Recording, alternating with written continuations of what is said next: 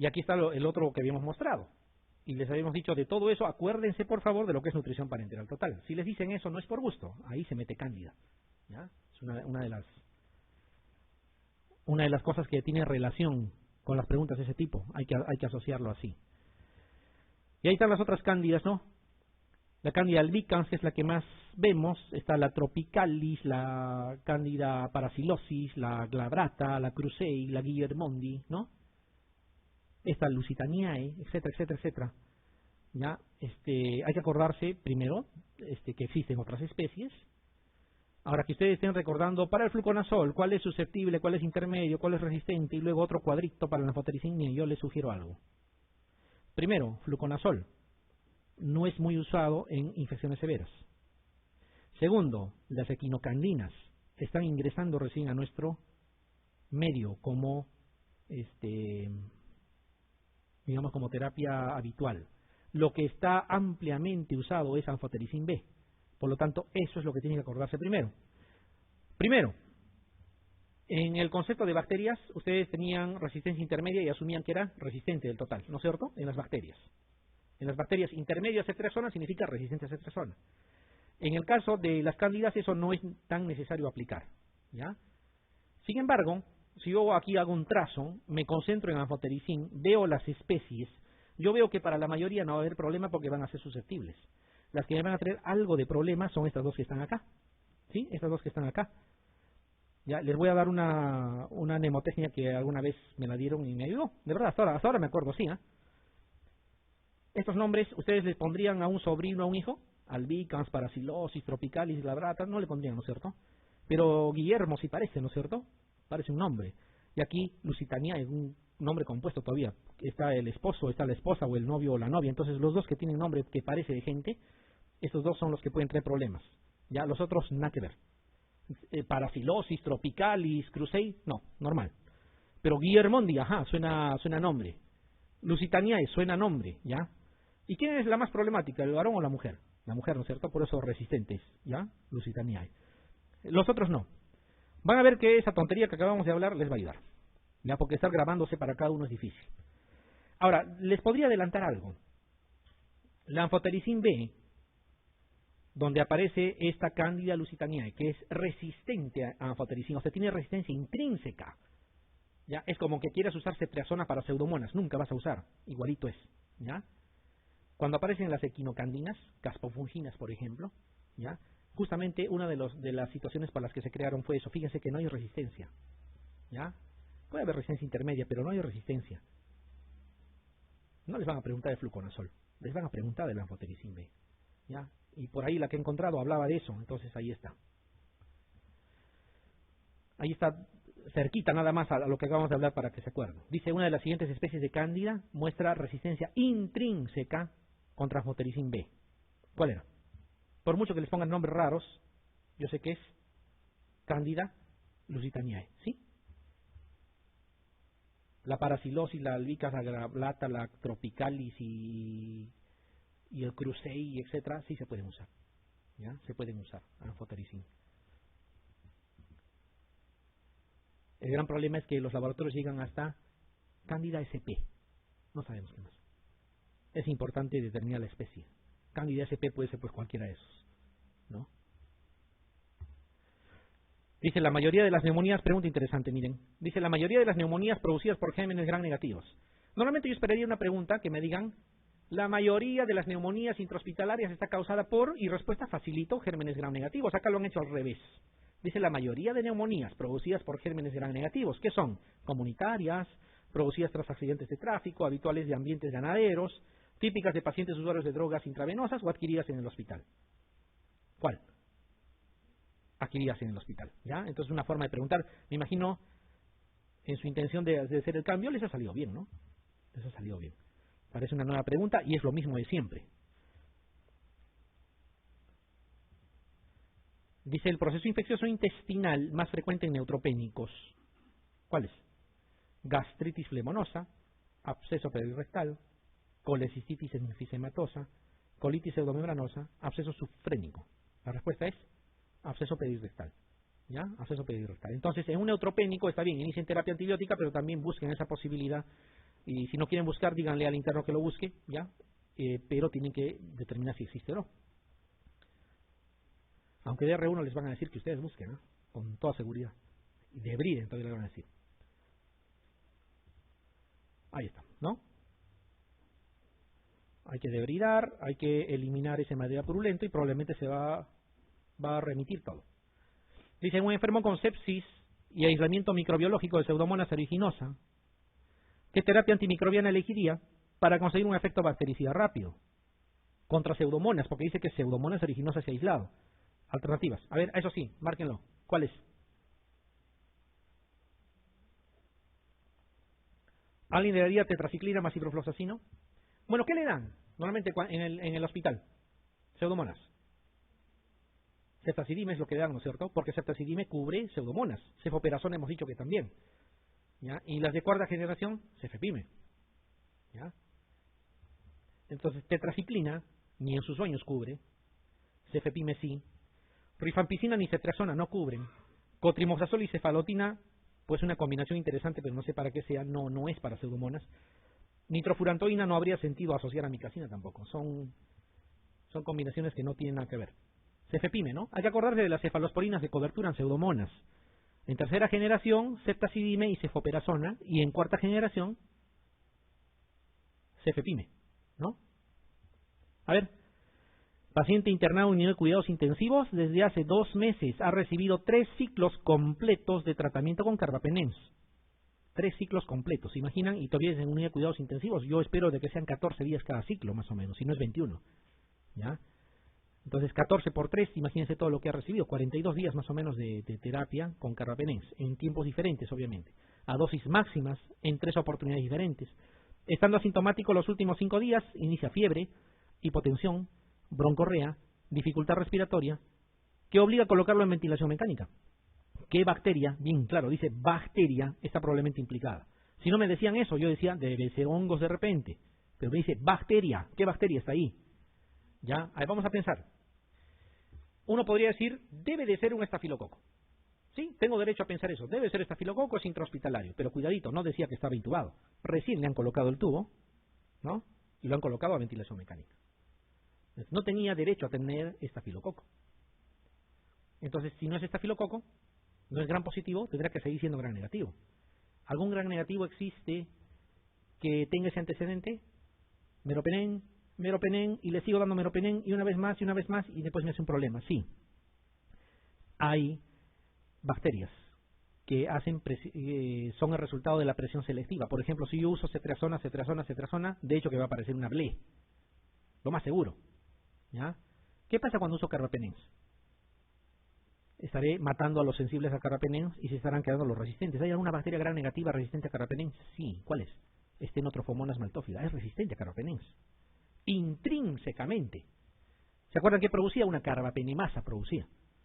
¿Ya? Entonces, uso carbapenems, mato a las pseudomonas, mato a las E. coli y todo, pero como no es resistente la Stenotrophomonas maltófila, se queda ahí, ¿no? Y se va poblando.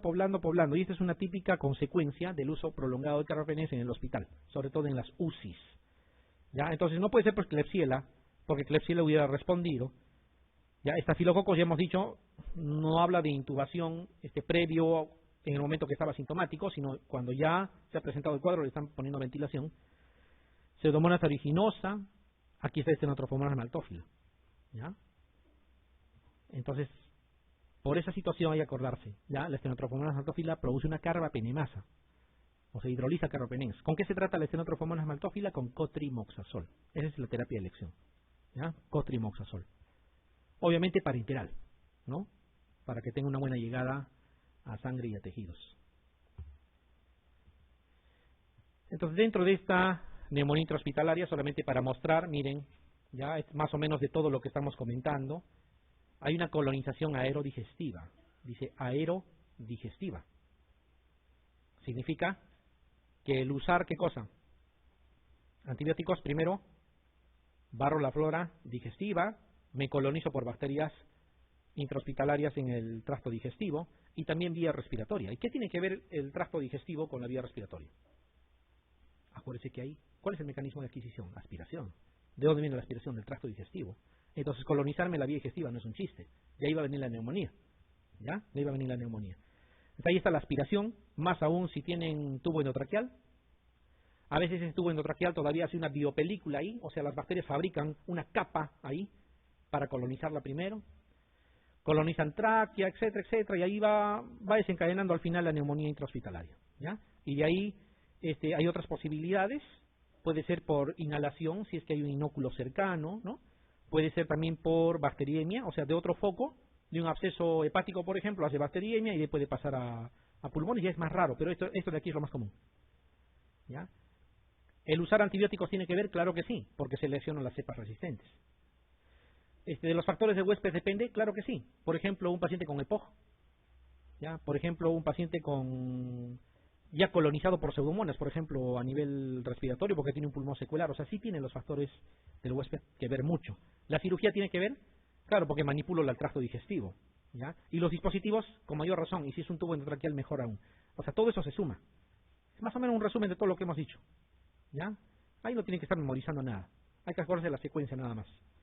Aquí está más o menos para que se entienda mejor la colocación del tubo, miren, para que vean qué es lo que sucede. Colocan el tubo y si ustedes han colocado, me imagino que lo han hecho alguna vez o han estado presentes, luego de colocar hay que inflar, ¿no es cierto? Hay que colocar aire para fijar, ¿ya? La idea de fijar está acá, miren. La sonda orogástrica está aquí, miren, ¿ya? Pero esta sonda orogástrica, ¿ya? No está pues fijada, adherida al 100% a las paredes, es movible. Entonces, más bien puede servir para que deje los esfínteres que deberían estar impermeables, dejen transitar por reflujo, ¿ya? Parcialmente contenido digestivo. Y si esto no está bien fijado, o sea, no está bien inflado, por decir, no está bien fijado, ¿qué cosa dejaría en la vía respiratoria? Una puerta de entrada, miren, ¿sí? Llega aquí, pasa al otro dispositivo y por fuera cae. Favorece la aspiración, por mucho que esté bien colocado, ¿ya? O sea, simplemente el hecho anatómico de colocar los dispositivos ya es un factor de riesgo, ¿ya? Y si a eso le están dando todavía su omeprazol, sus antiácidos, para favorecer la colonización digestiva, porque le bajan el pH al estómago, más fácil todavía. Y si colocaron mal y no inflaron bien como debe de ser el balón, o se van sumando factores, ¿ya? Van sumando factores. Y si hacen traqueostomía, más aún, ¿no? Porque ni siquiera tienen esto, ¿ya? Entonces el dispositivo es un factor de riesgo, ni hablar. Entonces, ¿qué se hace cuando sospechas de neumonía intrahospitalaria según lo que hemos visto? Bueno, hay que iniciar la terapia empírica, hay que obtener cultivos para determinar qué cosa puede haber, ¿no es cierto? Y hay que valorar la respuesta al antibiótico también. No solamente esperar el cultivo, hay que valorar la respuesta al antibiótico, ¿ya? Entonces, en los que no responden, miren lo que encabeza la lista. Error en el germen. No piensen en que es resistente, ¿ya? No es recomendable pensar en que no es resistente, en que es resistente. No me responde a la terapia, debo decir, me he equivocado en coberturar. He pensado mal en el agente etiológico, ¿ya? Le estoy dando banco y no responde. Ah, claro, ¿no? Son los gram negativos, me equivoqué. Retiro la vancomicina y de repente le doy lo que corresponde, ¿ya? No es que necesariamente tenga que ser resistente, es lo último que deben de pensar, ¿ya? Y si responden, bueno, pues le prosiguen el tratamiento, le completan 8 días y lo reevalúan. Pueden prolongar la terapia, dependiendo, ¿ya? ¿Y cómo van a evaluar para prolongar o continuar? Hay scores para eso, ¿ya? El score CEPIS es el más usado, ¿ya? Este de aquí, CEPIS, así se llama, abreviado de esto, ¿ya? Clinical Pulmonary Infection Scoring, ¿no? CEPIS, puntaje CEPIS. Estos parámetros evalúa y es facilísimo. Solo tienen que evaluar al paciente, mirar sus secreciones, tomarle una placa y un AGA, nada más, con un hemograma. Cualquiera lo puede hacer. Miren la secreción. Si hay poca secreción, 0. Si hay abundante secreción, 1. Y si hay una secreción purulenta, 2. ¿Por qué le hablo del score? Porque, ¿se acuerdan lo que les han preguntado ahora último? Están preguntando scores. Si se usa el Apache 2, si no se usa, si se usa, qué score se usa para sedación, etcétera. Hay que recordar los nombres. El score CEPIS, ¿ya? Entonces miren, van dando puntaje, lo mismo aquí. En el hemograma ven los leucocitos, si está en rangos normales es 0, no le dan puntaje. Si se sale de los rangos normales para arriba o para abajo, le dan puntaje de 1, ¿ya? Y si aparte de eso va acompañado de una movilización importante, no solo leucocitos, sino también abastonados en cifras importantes, le dan 2 de puntaje. La temperatura lo mismo, ¿ya? Si no está hipotérmico ni está haciendo fiebre, no le dan nada. Si está haciendo fiebre, ya, hay que darle 1, pero si esa fiebre ya es una cosa exagerada, más de 39, o hace hipotermia, le dan puntaje 2. No tienen que memorizar esto, ¿eh? Le estoy explicando cómo se usa, ¿ya?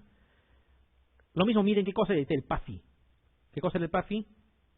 La presión arterial de oxígeno entre el FiO2. La presión arterial de oxígeno lo van a ver en el AGA. Ahí está. Y el FiO2 también, de repente está con máscara de reservorio, por ejemplo. ¿Ya? Ahí está el FiO2. Es más, el AGA les da este resultado ya, si es que ustedes han corregido. ¿Cuánto debería de ser el PAFI normal? Les he dicho más de 400, ¿no? En promedio. Miren, cuando está más de 240, ¿ya? Con más de 240, o hay un síndrome de dificultad respiratoria del adulto, ya se le considera 0, porque la dificultad respiratoria es por el síndrome de dificultad respiratoria del adulto. ¿Cómo se dan cuenta que hay un síndrome de dificultad respiratoria del adulto? Sí saben eso, el famoso ARS, porque no mejora con el oxígeno. Tú le das oxígeno, nada, no mejora. Esa es la forma de darse cuenta. Lo saturas nomás, sin oxígeno, y luego le das oxígeno, miras la saturación, no cambia. ARS debe de ser, ¿ya? No responde al oxígeno. ¿Ya? Y si es menos de 240, o sea, está bajo el PAFI, ¿ya? Y no hay un síndrome de dificultad respiratoria del adulto que lo justifique, le das puntaje 2, y así va sumando. Cambios en la radiografía, por ejemplo, miren, no hay infiltrado, o hay un infiltrado difuso, o hay un infiltrado localizado, ¿ya? Le vas dando puntaje. Fácil, ¿ah? Facilísimo, cualquiera lo puede evaluar. Es cuestión de tener esto a la mano. Y no está mal que lo tengan a la mano, ¿ya? Es más, las historias clínicas de las UCIs tienen este tipo de hojas incluidas en la parte posterior. Entonces uno evalúa mirando. No es obligación que lo memorices, pero sí que lo uses bien, ¿ya? Entonces, y el cultivo. Si el cultivo es negativo es 0, y si el cultivo es positivo es 2, ¿ya? De frente, no hay 1. Tú sumas esto. Si es más de 6, es neumonía intrahospitalaria. Si es menos de 6, alejas la posibilidad. Que quede claro, ¿eh? Si es más de 6, neumonía intrahospitalaria. Entonces, a veces tú evalúas esto y sale 2. No es pues neumonía intrahospitalaria. Está bien, el paciente no ventila bien, se está queseando, está bien, pero debe ser otra cosa. A veces simplemente el tubo está mal colocado. Hay que reintubar. Y a veces también tú evalúas y dices, no, tiene foco abdominal, etcétera, pero evalúas el CEPIS y ves que tiene 9. Entonces no es solo foco abdominal, también está con problema pulmonar. ¿Ya? Entonces esto es importante, se debería evaluar como el AGA. ¿Ya? No se olviden, ¿ah?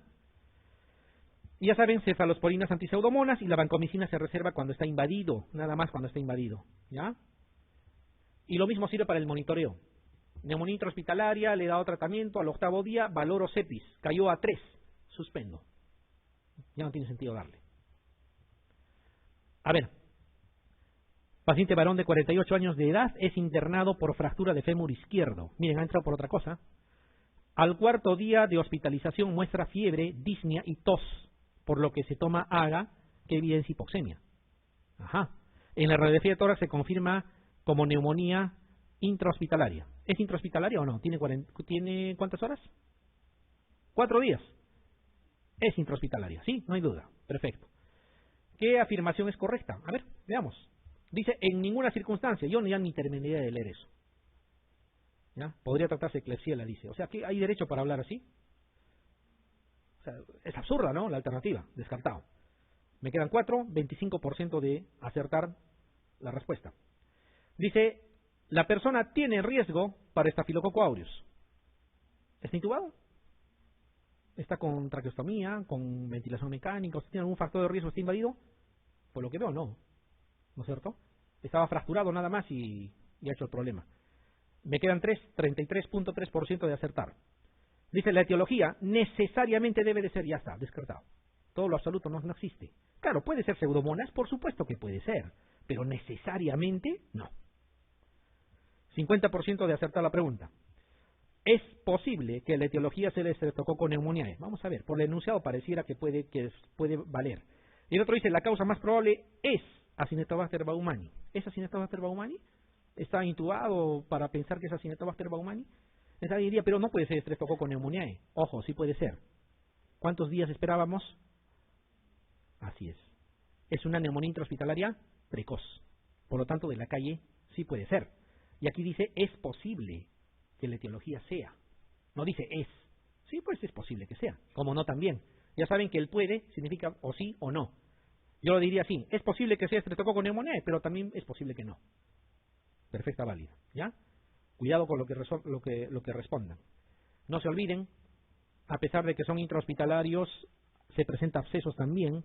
Y esto del aspergiloma con el menisco de aire, nunca se olviden, también es una posibilidad a tener en cuenta. ¿Se acuerdan de esto, no es cierto? ¿Ya? Siempre tengan en cuenta por el enunciado.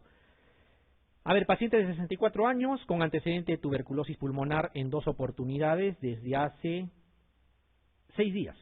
Hospitalizado por fiebre y tos, con expectoración mucopurulenta. En la radiografía de tórax muestra una condensación alveolar en el lóbulo inferior derecho y gasometría arterial con PO2 en 50, está haciendo hipoxemia.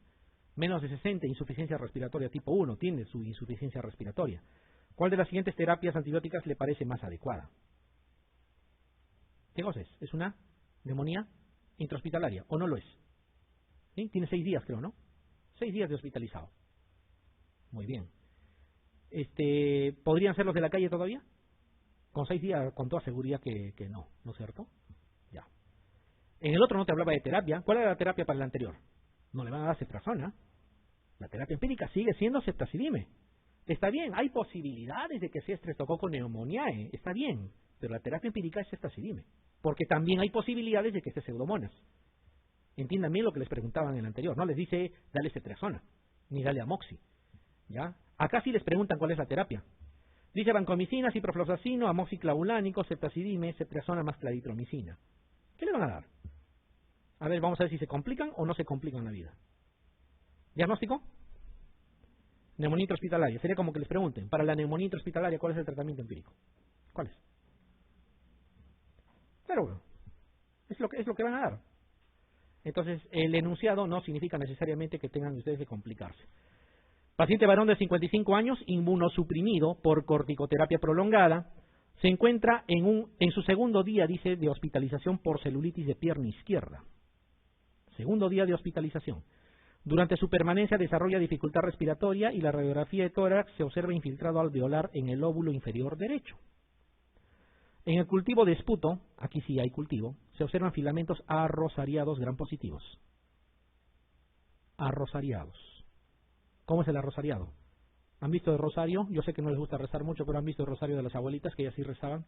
Es uno tras de otro, ¿no? Es lo mismo decir cadena, ¿o no? No dice racimo. ¿Quién se agrupa en cadena? Streptococcus. Si yo veo eso, voy a pensar en Pseudomonas. Para Pseudomonas será pues un bacilo gran negativo, ¿sí? Y para Estafilococcus será pues cocos en racimo, pero dice arrosariado y gran positivo. ¿Cuál sería el tratamiento de elección? Para que vean diferentes escenarios de tratamiento. ¿Cuál sería? Amica, ceftazidime, banco, eritro, ceftriaxona. ¿Cuál? No sé, escucho hasta cef nomás, no sé en cuál estarán pensando. Ya ver, marquen conscientemente y luego van a ver si han acertado. ¿Ya? Alternativa es la A de ceftriaxona. ¿Por qué? Porque ya salió la respuesta, pues, de que es un coco gran positivo en cadena. No es Pseudomonas. Acá sí se está demostrando que es, ¿qué cosa? Streptococcus pneumoniae. ¿Para qué le van a dar ceftazidime? Ceftazidime es la terapia empírica, cuando no has aislado nada. Fíjense en la primera de las 3 que hemos visto. La segunda está clarita. Te ponen un montón de cosas, pero es una neumonía intrahospitalaria y tengo que iniciarle con ceftazidime. En este otro, si no tendría resultados, le inicio con ceftazidime. Pero ya tengo un resultado y me dice compatible con Streptococcus pneumoniae. ¿Para qué les voy a dar ceftazidime? Le doy ceftriaxona. Y en el primer caso, no les habla de la terapia, les dice que si puede o no ser Streptococcus pneumoniae. Claro que puede ser Streptococcus pneumoniae porque estaba en su 4º día, infección intrahospitalaria, neumonía intrahospitalaria precoz, ¿sí? ¿Ya? Probablemente ahí también tendrían que empezar con ¿qué? Con ceftazidime, ¿ya? Pero pensando de que podría ser Streptococcus y el cultivo ya decidirá. Entonces no se dejen llevar por eso, ¿ya? Donde hay resultado de cultivo, eso manda, ¿ya? Eso manda.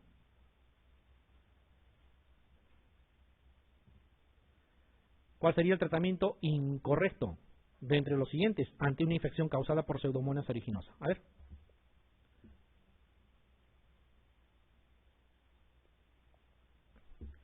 Ampicsulbactam, piperacina tazobactam, ceftazidime, cefoperazona, cefepime. ¿Qué dicen? Sin miedo.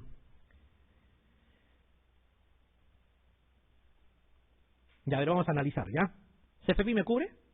Claro que sí. Por lo tanto, si me acuerdo de cefepime, seguro que me estoy acordando de ceftazidime también. Y del otro, cefoperazona, que ambos son de tercera y cubren Pseudomonas. Listo. Haciendo eso nada más, me quedan dos. Al champeo, 50% de posibilidades de que acierte. ¿Sí? 50% de posibilidades, ¿ah? Ya. Piperacilina tazobactam. ¿Qué cosa es la piperacilina? ¿No es una penicilina antipseudomonas? Ya, pues aquí dice ampicilina sulbactam. Chao. Ah. Miren, ¿ah?